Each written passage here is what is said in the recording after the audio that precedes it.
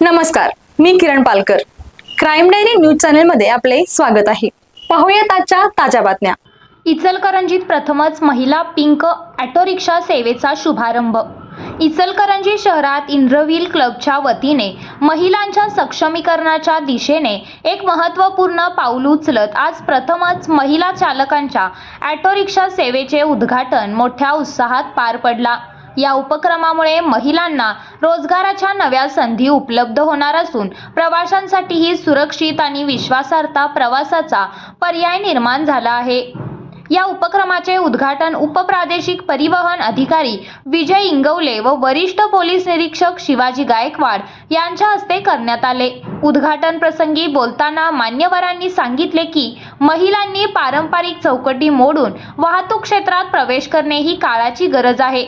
महिला चालकांनी आत्मविश्वासाने वाहन चालवून आपली क्षमता सिद्ध केली आहे. या सेवेमुळे विशेषतः महिलांना प्रवाशांना सुरक्षिततेची जाणीव होईल अशी अपेक्षा व्यक्त करण्यात आली.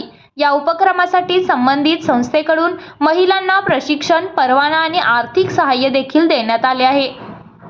पुढील काळात अशा सेवांचा विस्तार करण्याचा मानस आयोजकांनी व्यक्त केला. इचलकरंजी शहरात या नव्या उपक्रमाचे नागरिकांकडून स्वागत करण्यात येत असून महिलांच्या सक्षमीकरणाच्या दिशेने हा एक सकारात्मक टप्पा मानला जात आहे. या प्रसंगी पोलीस उपनिरीक्षक शब्बीर बोजगर, इंद्रव्हील क्लबच्या अध्यक्षा विभा पाटणी, खजिनदार ईशा खंडेलवाल, एडिटर शशी सिंघवी, सामाजिक कार्यकर्ते गजानन शिरगावे, हर्षदा मराठे, छाया भुतडा, चंदा मनोता, सपना शहा, अजित जैन, मुग्धा शहा, प्रेमलता सारडा, सोनू जैन, मनीषा बोहरा, रेखा जाजू, अर्चना मानधना, नीलू पाटणी तसेच ऑटो रिक्षा चालक, सामाजिक कार्यकर्ते व पत्रकार उपस्थित होते.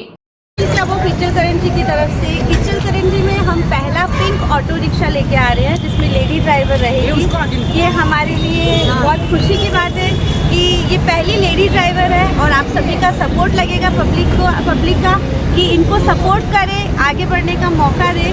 वुमेन एम्पावरमेंट के लिए इंद्रव्हील क्लब ऑफ इचलकरंजी शुरू से कार्य कर रहा है.